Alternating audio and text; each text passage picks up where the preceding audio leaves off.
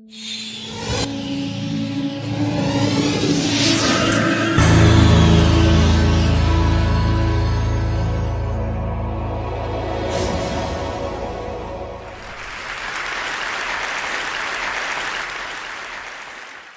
morning. How are you? It's been great, hasn't it? I've been blown away by the whole thing. In fact, I'm leaving.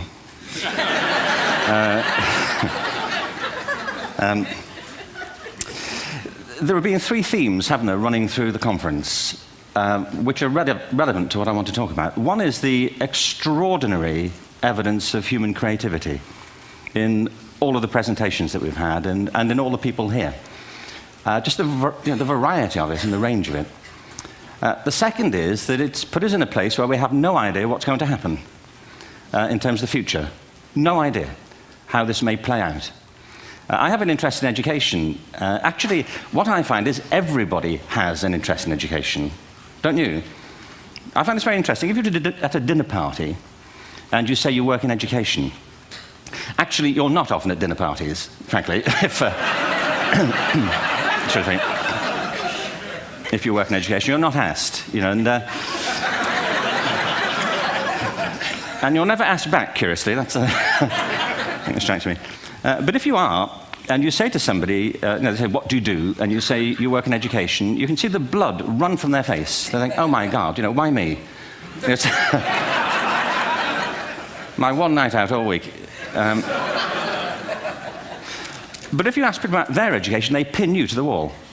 Because it's one of those things that goes deep with people. Am I right? Like religion and money and other things. So I have a big interest in education, and I think we all do. We have a huge vested interest in it, partly because it's education that's meant to take us into this future that we can't grasp. If you think of it, children starting school this year will be retiring in 2065. Nobody has a clue, despite all the expertise that's been on parade for the past 4 days, what the world will look like in 5 years' time. And yet we're meant to be educating them for it. So the unpredictability, I think, is extraordinary. And the third part of this is that we've all agreed, nonetheless, on the really extraordinary capacities that children have, their capacities for innovation. I mean, Serena last night was a marvel, wasn't she? Just seeing what she could do. And she's exceptional, but I think she's not, so to speak, exceptional in the whole of childhood. What you have there is a person of extraordinary dedication who found a talent. And my contention is all kids have tremendous talents, and we squander them pretty ruthlessly. So I want to talk about education, and I want to talk about creativity. My contention is that creativity now is as important in education as literacy, and we should treat it with the same status. Thank you.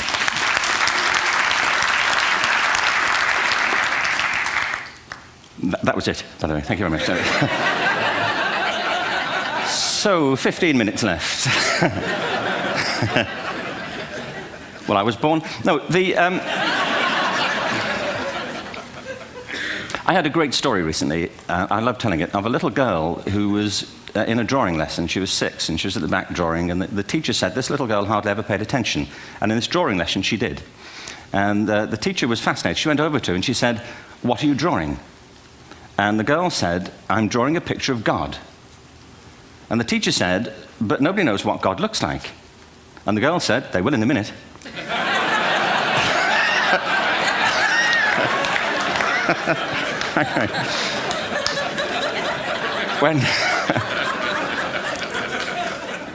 When my son was 4 in England, actually he was 4 everywhere, to be honest. I mean, if we're being strict about it, wherever he went, he was 4 that year. But he was in the Nativity play. Do you remember the story?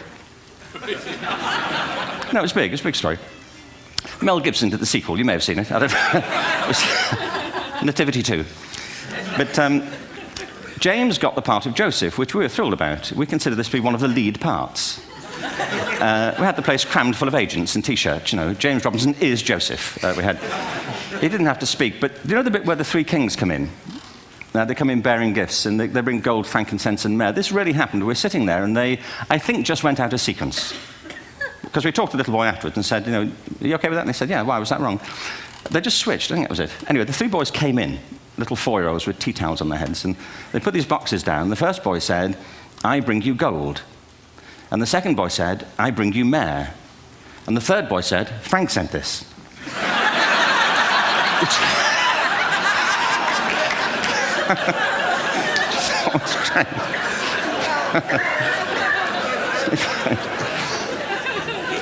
What these things have in common, you see, is that kids will take a chance.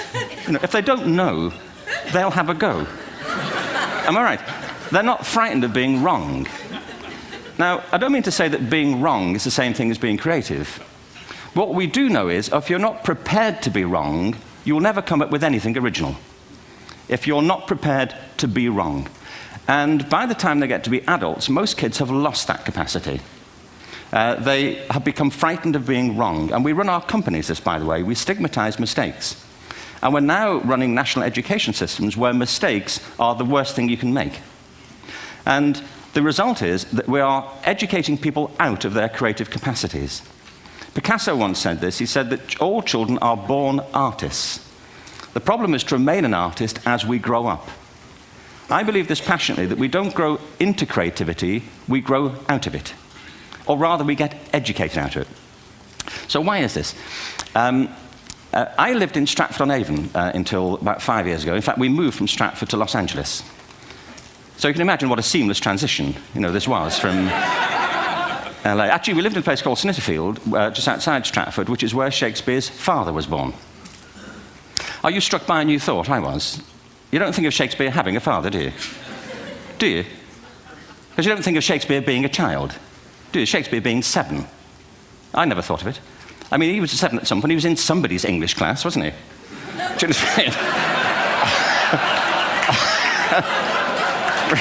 Really? How annoying would that be?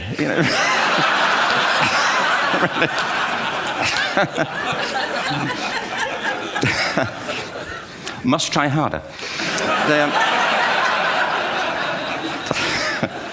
Being sent to bed by his dad, to Shakespeare. Go to bed now, to William Shakespeare, and put the pencil down, and stop speaking like that. It's confusing everybody.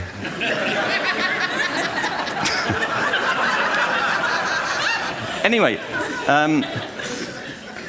we moved from Stratford to Los Angeles, and I just want to say a word about the transition. Actually, my son didn't want to come. I've got 2 kids. He's 21 now, and my daughter's 16. He didn't want to come to Los Angeles. He loved it, but he had a girlfriend in England. This was the love of his life, Sarah. He'd known her for a month.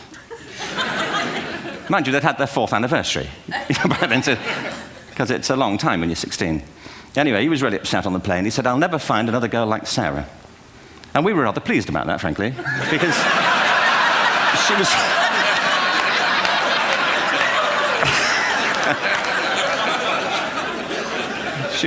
she was the main reason we were leaving the country.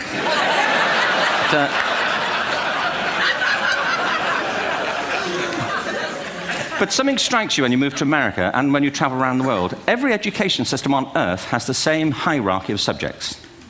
Everyone, doesn't matter where you go. You think it would be otherwise, but it isn't. At the top are mathematics and languages, then the humanities, and at the bottom are the arts, everywhere on Earth. And in pretty much every system, too, there's a hierarchy within the arts. Art and music are normally given a higher status in schools than drama and dance. There isn't an education system on the planet that teaches dance every day to children the way we teach them mathematics. Why? Why not? I think this is rather important. I think maths is very important, but so is dance. Children dance all the time if they're allowed to. We all do. We all have bodies, don't we? Did I miss a meeting? I mean, I think... Truthfully, what happens is, as children grow up, we start to educate them progressively from the waist up. And then we focus on their heads, and slightly to one side. If you were to visit education as an alien and say, what's it for, public education, I think you'd have to conclude, if you look at the output, who really succeeds by this, who does everything they should, who gets all the brownie points, who are the winners, I think you'd have to conclude the whole purpose of public education throughout the world is to produce university professors, isn't it? They're the people who come out the top, and I used to be one, so there, And I like university professors, but, you know, we shouldn't hold them up as the high watermark of all human achievement. They're just a form of life. You know, another form of life. But they're rather curious, and I say this out of affection for them. There's something curious about professors. In my experience, not all of them, but typically, they live in their heads. They live up there, and slightly to one side. They're disembodied, you know, in a kind of literal way. You know, they look upon their body as a form of transport for their heads. You know, it's... Don't they? It's a way of getting their head to meetings.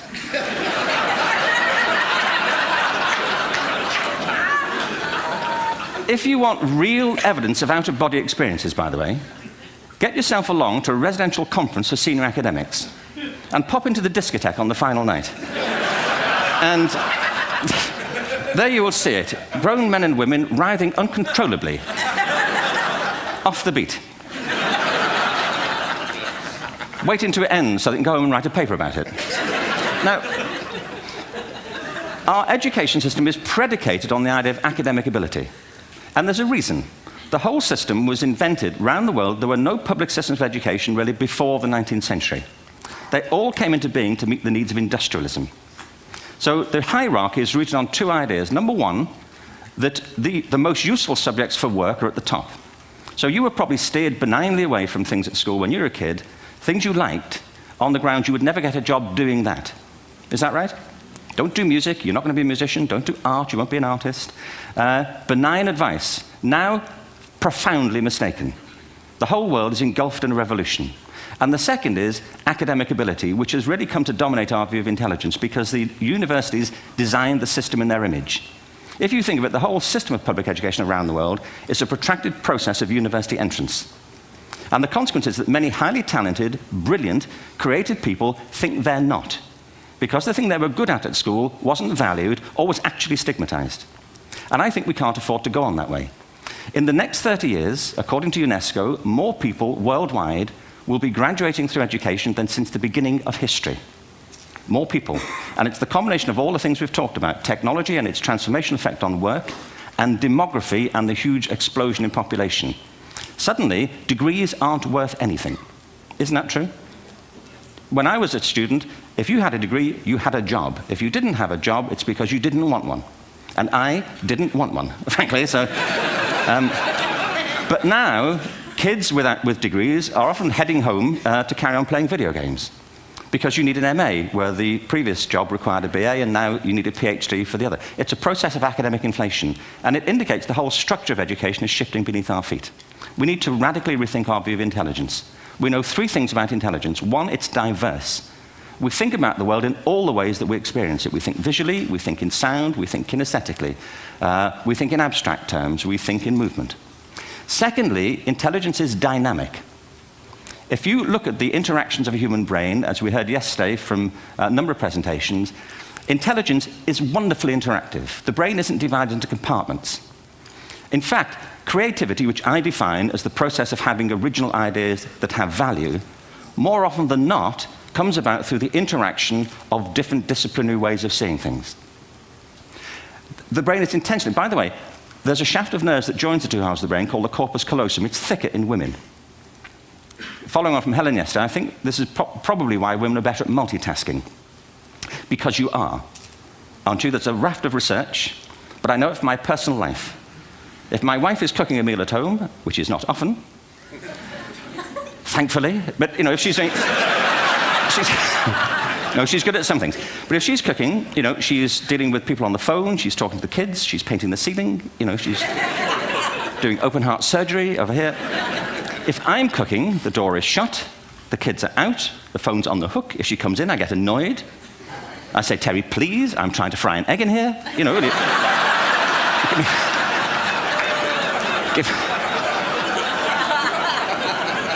give me a break. Actually, there was do you know that old philosophical thing? If a tree falls in a forest and nobody hears it, did it happen? Remember that old chestnut? I saw a great T-shirt really recently which said, if a man speaks his mind in a forest and no woman hears him, is he still wrong?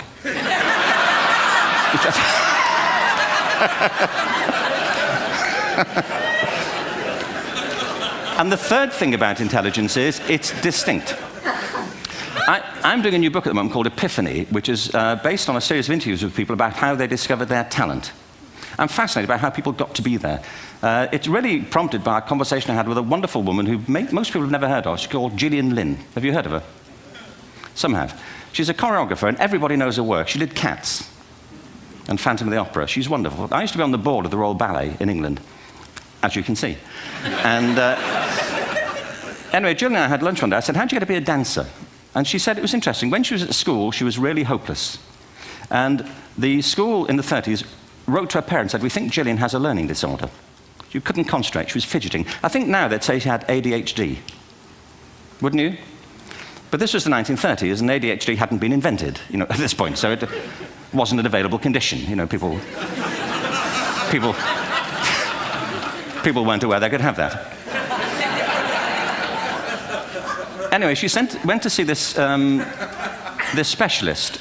So this oak-panelled room, and she was there with her mother, and she was led and sat on this chair at the end, and she sat on her hands for 20 minutes while this man talked to her mother about all the problems Gillian was having at school.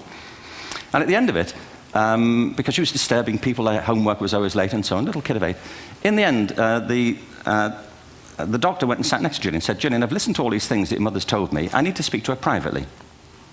So he said, wait here, we'll be back. We won't be very long. And they went and left her. But as they went out the room, he turned on the radio that was sitting on his desk. And when they got out the room, he said to her mother, just stand and watch her. And the minute they left the room, she said she was on her feet, moving to the music. And they watched for a few minutes, and he turned to her mother, and he said, Mrs. Lynn, Gillian isn't sick. She's a dancer. Take her to a dance school. I said, what happened? He said, she did.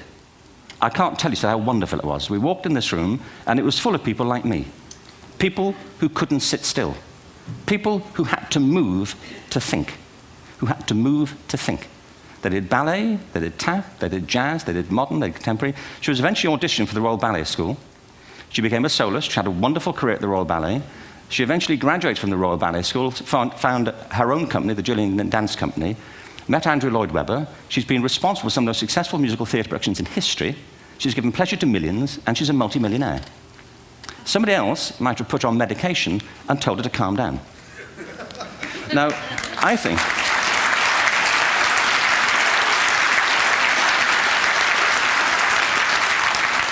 What I think it comes to is this. Al Gore spoke the other night about ecology and the revolution that was triggered by Rachel Carson. I believe our only hope for the future is to adopt a new conception of human ecology, one in which we start to reconstitute our conception of the richness of human capacity. Our education system has mined our minds in the way that we've strip-mined the earth for a particular commodity, and for the future, it won't serve us. We have to rethink the fundamental principles on which we're educating our children. There was a wonderful quote by Jonas Salk, who said, if all the insects were to disappear from the earth, within 50 years, all life on earth would end. If all human beings disappeared from the earth, within 50 years, all forms of life would flourish. And he's right. What TED celebrates is the gift of the human imagination. We have to be careful now that we use this gift wisely and that we avert some of the scenarios that we've talked about. And the only way we'll do it is by seeing our creative capacities for the richness they are and seeing our children for the hope that they are. And our task is to educate their whole being so they can face this future. By the way, we may not see this future, but they will. And our job is to help them make something of it. Thank you very much. Bravo. Here.